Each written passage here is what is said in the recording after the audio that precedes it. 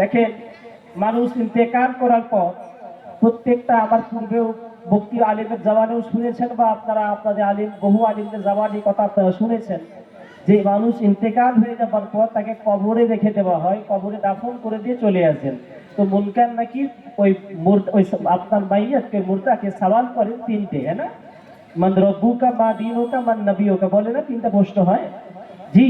তো বলা হয়েছেন যে কবরেতে তিনটে প্রশ্ন হবে, মান রব্বুকা, মা দীনুকা, মান নবিয়ুকা। যদি মান রব্বুকা, তোমার রবকে যদি বলতে না পারো তো বলে আযাব দেবেন।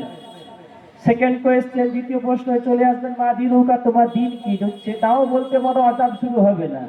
বলছেন আখিরি প্রশ্ন, ইয়ানি মেন প্রশ্ন, একদম ফাইনাল পরীক্ষা, চলে আসতেছেন, মান নবিয়ুকা, তোমার নবী কে আছে।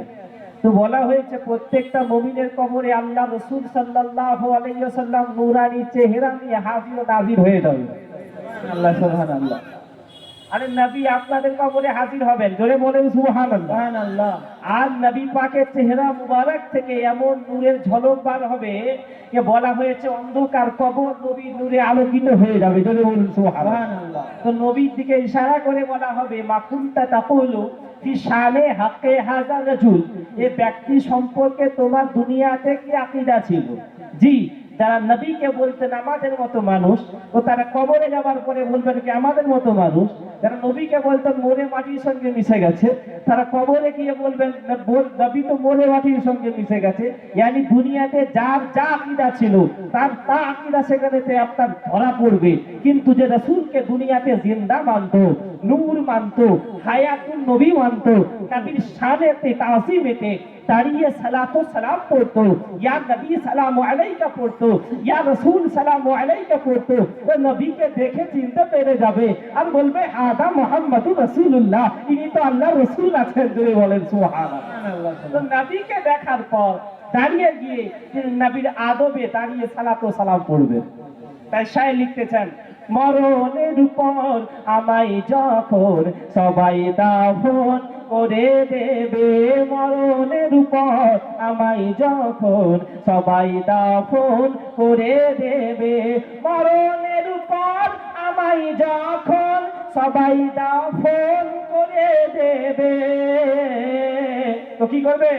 কবরে দিদার করিব নবী, কবরে দিদার করিব তোমাকে ইয়া রাসূলুল্লাহ, কবরে দিদার করিব তোমাকে ইয়া রাসূলুল্লাহ, তোমাকে ইয়া রাসূলুল্লাহ। তাই কোন শায়ের বলেছিলেন, কবর কা খৌফ না রখনা দিল, শুনেছেন? কবর কা, আশেক বলছেন, আশেক কবরের ভয় করো না, কারণ তুমি কবরকে যাচ্ছ, কবরে নূরে নবীর সঙ্গে তোমার মুলাকাত হবে, যদি বলুন সুবহানাল্লাহ। কবর কা খৌফ না রখনা দিল, क्योंकि वहाँ सरकार दो आलम की जियारत होगी, वहाँ सरकार दो आलम की जियारत होगी। আমার গুলবাহার দেবী মাইদুল ভাই, আলহামদুলিল্লাহ, মনে হয় কালাম ভাইকে খুব ভালো লাগছে, যে আপনাদেরও ভালো লাগছে। জি, ভালো লাগছে না? মহাব্বতের সঙ্গে বললে সুবহানাল্লাহ। কবর কা खौफ न रखना ए दिल, वहाँ सरकार दो आलम की जियारत होगी। যাই হোক, এতক্ষণ পর্যন্ত আপনারা আমার পূর্ববর্তী বক্তার জবান থেকে নবী जो आले नबी अहले बैत पंजातन पाकेर शान मान আপনারা শুনতেছিলেন। তো আমার বক্তব্য আজকে হবে পীর ও মুর্শিদের উপরেতে।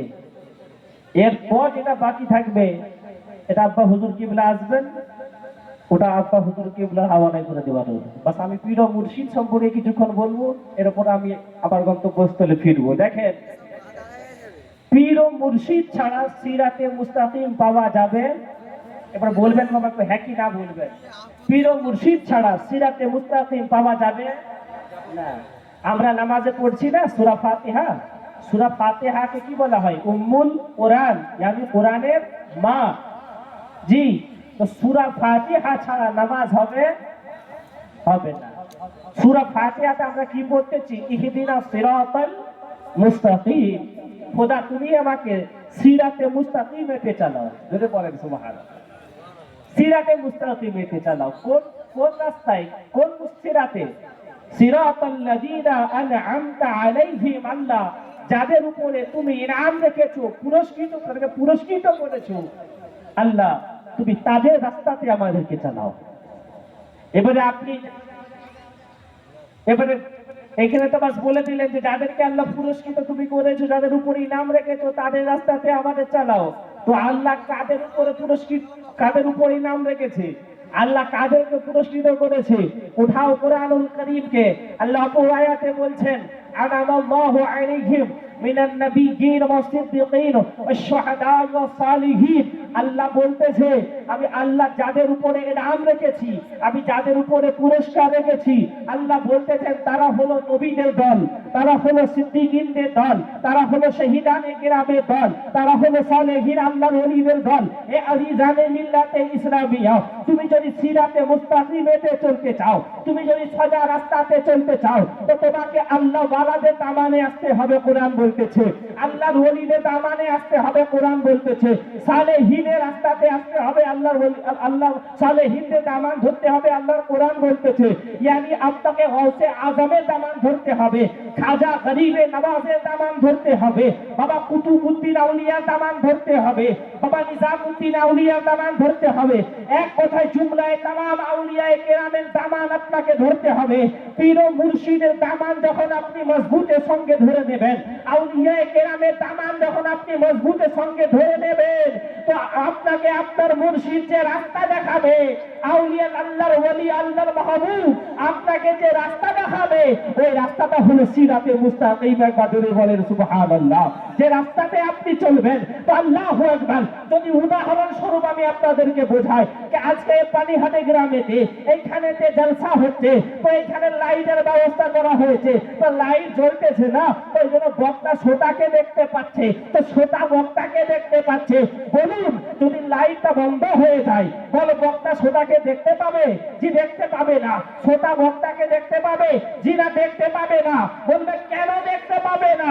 বলছে আলো নাই, আলো নাই, এজন্য দেখতে পাবে না। হে আজিজানে মিল্লাতে ইসলামিয়া, আল্লাহ বারবার কোরআনে বলতেছে যে আমি আল্লাহু আহাদ আছি, যে আমার মুস্তাফা রাহমাতুল লিল আলামিন আছে, আমি আল্লাহ রাব্বুল আলামিন আছি। আমি কে আছি? আমার মুস্তাফা কে আছে? আলী কে আছে? ফাতেমা কে আছে? হাসান কে আছে? হুসেন কে আছে?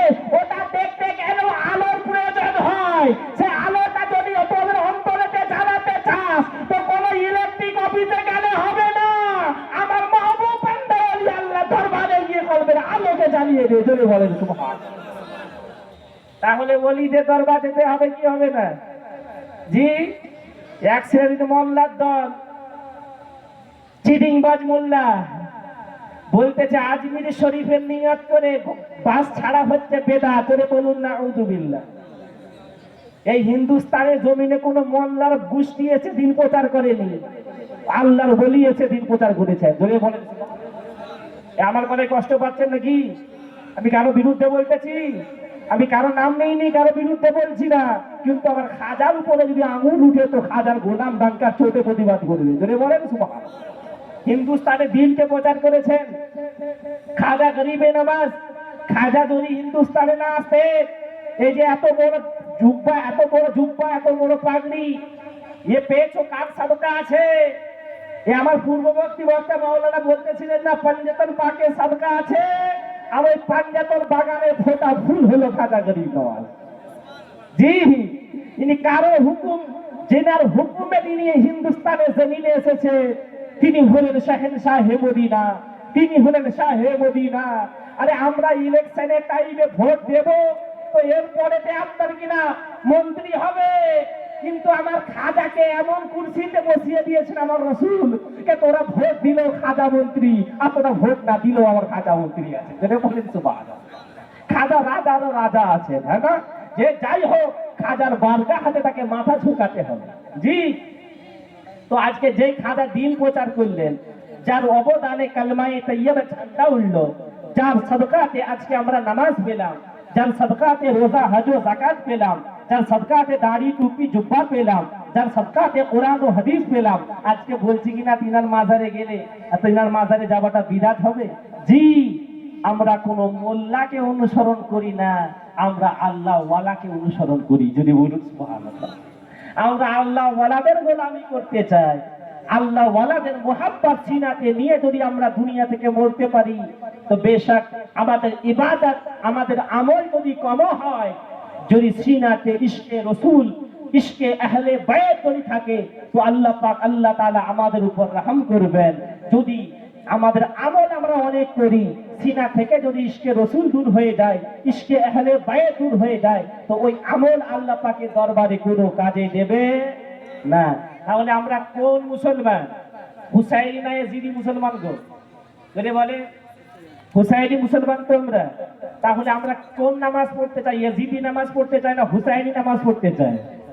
তো হুসাইনি নামাজ পড়তে গেলে, হুসাইনি হতে গেলে আপনার সংখ্যা কিন্তু কম হবে, আপনাদের উপর অত্যাচার হবে, আপনাদের উপরে জুলুম হবে, আপনারা একা একা হয়ে যাবেন।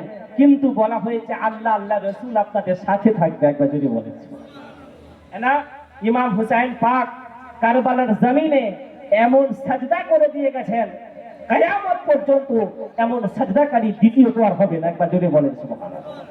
বুঝতে পেরেছেন? হুসাইনের মতো এমন সবরকারী হবে না। যদি বলেন হুসাইনের মতো এমন সবরকারী হবে না, হুসাইনের মতো এমন সবরকারী হবে না। কারবালা প্রমাণ দিল, কারবালা প্রমাণ দিল, শহীদকে মুর্দা বলো না। কারবালা প্রমাণ দিল, শহীদকে মুর্দা বলো না। হুসাইনের মতো এমন সবরকারী হবে না। রবুকে সাজদা দিলে খুশি হই রব্বানা, রবুকে সাজদা দিলে খুশি হই রব্বানা। আর হুসেনের সাজদার সাথে, হুসেনের সাজদার সাথে হয় না কার তুলনা, হুসেনের সাজদার সাথে হয় না কার তুলনা। হুসেনের মতো এমন সবরকারী হবে না। আবার উর্দু শায়ের বলছেন, নারো নারোজা কাম আয়েগা। যদি বলেন সুবহানাল্লাহ। ना रोजा काम आएगा, न सजदा काम आएगा। न रोजा काम आएगा, न सजदा काम आएगा। न रोजा काम आएगा, न सजदा काम आएगा। तो कयामत में मोहम्मद का, कयामत में मोहम्मद का वसीला काम आएगा। अब एक जोरे बोले ना सुबहानअल्लाह। कयामत में मोहम्मद का वसीला काम आएगा, न रोजा काम आएगा, न सजदा काम आएगा। তারপরে বলতেছেন কি শুনেন, आका के इश्क में कल्बो जिगर को पुरनूर कर लो। नबी के इश्क में कल्बो जिगर को पुरनूर कर लो। नबी के इश्क में कल्बो जिगर को पुरनूर कर लो। तो अधेरी कबूर में आका, अधेरी कबूर में मौला का जलवा काम आएगा। अधेरी कबूर में मौला का जलवा काम आएगा। न रोजा काम आएगा, न सजदा काम आएगा। अल्लाहुम्मा अला सय्यदना मौलाना मुहम्मद व अला आलिहि মাওলানা মুহাম্মদ। সুবহানাল্লাহ। যাই হোক, আমার পূর্ববর্তী বক্তা একটা হাদিস বলতেছিলেন, আমি রুম থেকে শুনতেছিলাম। হাদিসটা হলো আনা মদিনাতুল ইলম ওয়া আলিয়ুল বাবু। জি, নবী কি বলছেন? আমি জ্ঞানের শহর আর মাওলা আলী তার দরজা। জি, আলী জ্ঞানের শহর, মাওলা আলী তার দরজা। এখন আমার প্রশ্ন এই জায়গাতে, হ্যাঁ গো, যারা আলীকে মানে না, কি তাদের দলে কি আলেম নাই? বলবেন আছে না? না হাফেজ নাই? হাফেজ, কাজী, মুফতি, মুহাদ্দিস, আলেম নাই? এটা মাওলা আলীকে মানে না? আছে না? নাই আছে। তো তাহলে রাসূল যে বললেন আলী ইলমের শহর আর আলী তার দরজা, ও যে দরজা পর্যন্ত গেলই না, ভালো কথা বুঝতে হবে কিন্তু, যে দরজা পর্যন্ত গেলই না, তাহলে তাদের আলেম আছে না নেই? হাফেজ আছে না নেই? কারি আছে না নেই? মুফতি আছে না নেই? মুহাদ্দিস আছে না নেই? ব্যাপারটা বুঝার আছে। এজন্য আমার